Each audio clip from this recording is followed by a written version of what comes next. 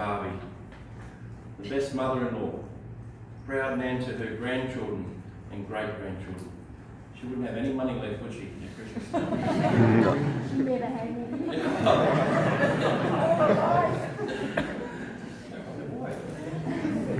A beloved sister, sister-in-law and aunt.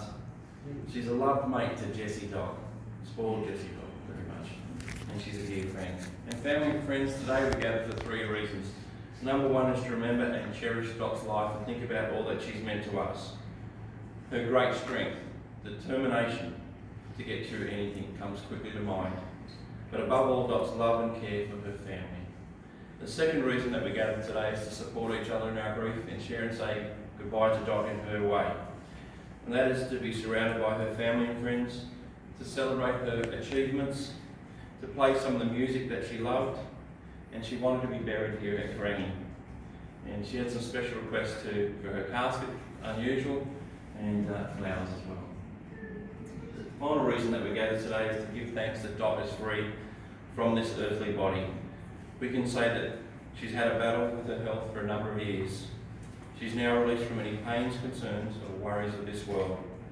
And she's got to see and experience many of life's joys and sorrows in her 90 years. Her physical body has passed on, but her spirit is alive and well in all of you who loved her and cared for her. And family and friends, can I ask you to close your eyes for a moment? And I'd just like to pray and give thanks for Dot's life.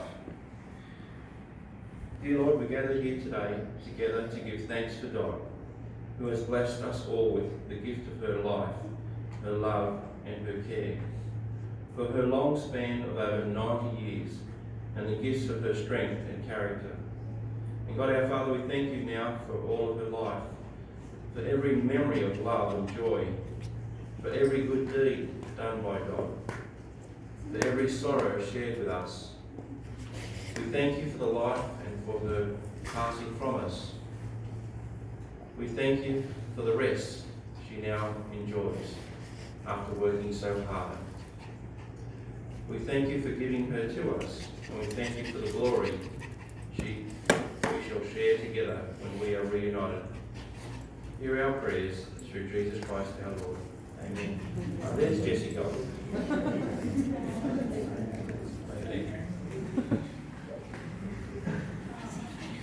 So we're going to share some of the good and happy moments of Dot's life. And I'd like to ask Greg to come up. Videotape this for me. You've got plenty of energy there, Dot.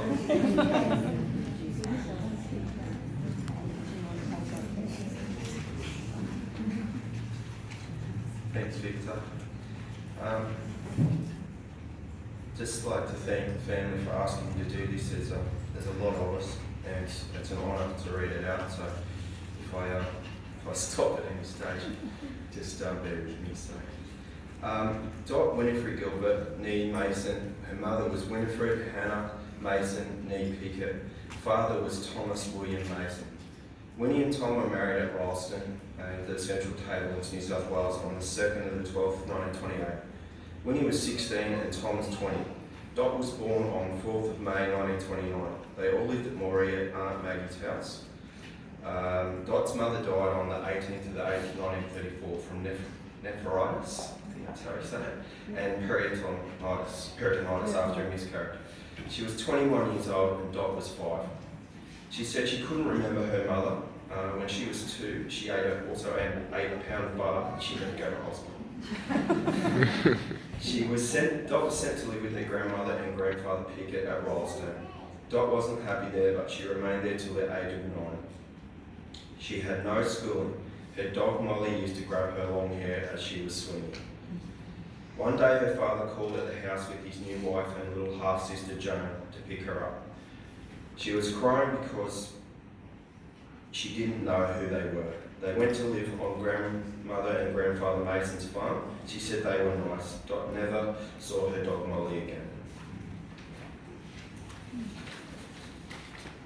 Molly later died of a snake bite. They lived in a hut with a tin roof, big slabs of wood and sides with cracks and a dirt floor. Dot's father worked there cutting logs and clearing. Then got a job shearing at Blackheath where they lived in a tent. While there they had an earth tremor. The family travelled lots of different places, finding work, shearing, shooting brews, and Dot helped peg out the skins. One day her father sent her down some distance to collect the bread off the baker. He told her to follow the car tracks in the dirt. On the way back, she couldn't find the tracks, so she put the bread up the tree, climbed up and waited till her father came. Dot still didn't have much schooling, but her father read her books that were given to them, and she learned to spell some things. They caught yellow bellies and yabbies, and yellow bellies were Dot's favourite fish. When they were at Charleville, Queensland, the Americans came down from Darwin and set up an airbase. Hundreds of trucks and tanks came through town. Everyone had to run to the air raid shelters when the sirens went off. Dot's father got called up and was sent to Tamworth. So Dot was sent to a Church of England boarding school run by nuns. The nuns would send Dot to school, but she wouldn't stay. She hated it and knew no one. So at 11 and a half years old, a nice nun called Rhonda let her work in the kitchen. She taught her to cook, wash up and clean. She was there almost a year, then moved to Dirranbandi. Her father was out of the army. He had dengue fever that affected his lungs and heart. He became ill with burst ulcers and was in hospital for 3 months. Dot got a job at Dirranbandi Hospital and worked as a wards mate and later a nurse's aide. She was paid £3 and 12 shillings a week, and it helped the family with her wages. Dot worked there for 6.5 years. Dot had 11 half-brothers and sisters: Joan, Beryl, Tommy, Cliff, Trevor, Rhonda, Rolly, Greg, Sid and Terry. Beryl, Cliff, Greg and Trevor were deceased. Dot was the best dressed poor girl. She used to buy McDougall's sisters' clothes off the street stalls. They had rich parents. One night she went to a dance and met Francis Patrick Gilbert from Bostonbury in Dorrigo. She said butter wouldn't melt in his mouth. She decided to go for a holiday to Auntie May's in Ralston in 1947. While there, she got a job and stayed 3 months doing night duty. Then she found out she was pregnant. Oops. First of many, I believe. Dot and Frank got married on December 9th, 1947 at the Catholic Church in Candos, in TSA. She arrived at Bostonbury on the 12th of December 1947. They lived with Grandma and Grandfather Gilbert. When Grandfather died, he left the farm to his sons. Frank and Dot had a caravan, so they moved onto the property and slowly built a house around the caravan. They worked on the farm cutting timber and growing potatoes. Dot drove the truck to Dorrigo to get her truck licence. When she got there, the policeman asked how she arrived. Dot said, "I drove the bloody truck." She got her licence. Over the years, Dot and Frank had 11 kids. Carol was born in 1948. John was born in 1949, deceased at 6 months. Stillborn at 6 months. Steve, 1950. Lorraine, 51. Sandra, 52. Lance, 54. Mark, 55. Wayne, 57. Passed away after 5 days after birth. And Glenn Richard, who also passed away at age 21. And Glenn's partner, Linda, passed away 4 days earlier. Doreen, and last of all was Barbara. We all worked hard on the farm, picking up potatoes for lots of farmers, cutting and seeding potatoes for planting, and cutting corkwood on our farm. Dot also reared orphan calves and sold them. The family had lots of animals: orphan lambs, goats, possums, kangaroos and wallabies and dogs. Mum's favourite dog was Polly. She went everywhere with us. We always had a veggie garden and some fruit trees. Life was hard for Dot with no running water and no electricity for several years. All of Dot's older kids left home and found jobs. In 1971, Sandra and Les got married and moved to Coffs Harbour. The 3 of the boys followed, and eventually Dot and the 3 youngest kids came to live in Boemby in a rented house. Later, Frank sold the farm and they all moved to Francis Street in Coffs Harbour. Dot worked at cafes, motels, cooking fish and chips and running the shop for the owner. Eventually, Dot got a job at Toyota School cleaning. Dot bought herself a new car. Dot was an extremely clever person. She went on to TAFE and learned ceramics, pottery, folk art, cake decorating, and spent hours making beautiful wedding cakes for people. Dot also knitted and crocheted beautiful baby clothes and blankets. Dot and Frank divorced on the 12th of March 1987 after a somewhat volatile marriage. Dot then bought a caravan and moved to Beckett's Caravan Park, where she lived for several years and eventually met Bill. Dot and Bill grew crops of tomato on Dean's property and then worked all over the place looking after properties for other people. They moved to Urunga and lived for several years in Richard and Anna's house, right on the river, where they finished off the bank and in the tinny where they fished off the bank and in the tinny every day. Dot bought a camper and travelled all over Australia. She also travelled all over with her good friend Nancy, picking up a little work on the way. She also travelled to Bali with her friend Lizzie Rushbrook. Then came Tasmania and America, where Paul and Barbie got married. She had a ball at the casino and the Celine Dion show. Dot and Bill moved to his house in Francis Street, Coffs Harbour in 2000. Dot was always larger than life. She loved having her family around her. In August 2009, Dot had a left total knee replacement and 3 months later was taken into hospital with irregular heartbeat. In 2013, unfortunately, the doctors perforated Dot's bowel during a colonoscopy, which resulted in a massive bleed, and she remained in hospital for 3 weeks. After returning home, Dot's health went downhill.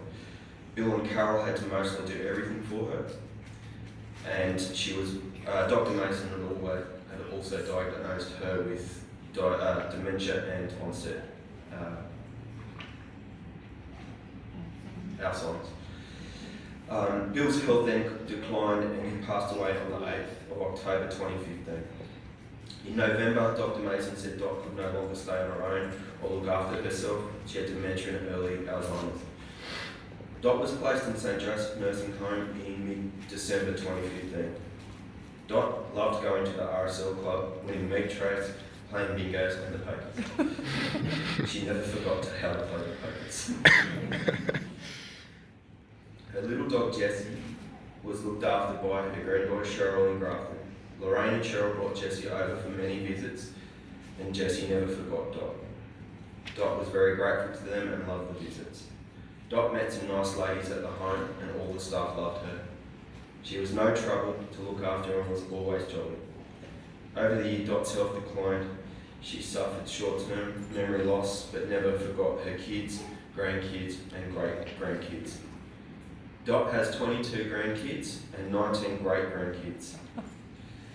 Dot's favourite colour was green. Her favourite flowers are forget-me-nots. Dot loves Scotch and Baileys and anything else on offer. One night she rang Sandra and said, "There's no grog in the house. Can you buy me a gallon of Moselle to mix with my Scotch?" Sandra replied, "It'll blow your head off." Dot forgot there was also a bottle of Baileys near her chair. Dot enjoyed a surprise 90th birthday party in May of 2019. 75 family and friends travelled from several states to celebrate with her. Dot passed away peacefully on 6th of February this year with her family and friends around her. And I just wanted to add this last bit in on myself. On behalf of all our family and friends, Dot, Nan, great-grandma, rest in peace to an amazing woman, and we'll see you on the afterlife. Thank you. Thank you, Greg. Well done. It's amazing when you No, you're look right, at it, mate. you don't realise the path of travel, what God had been through. Become a great mother, to lose your mum at such an early age and become a great mum. I'd like to open the lecture now. If there's any family or friends, I'd like you to come up and share something about something new about them. Please come up.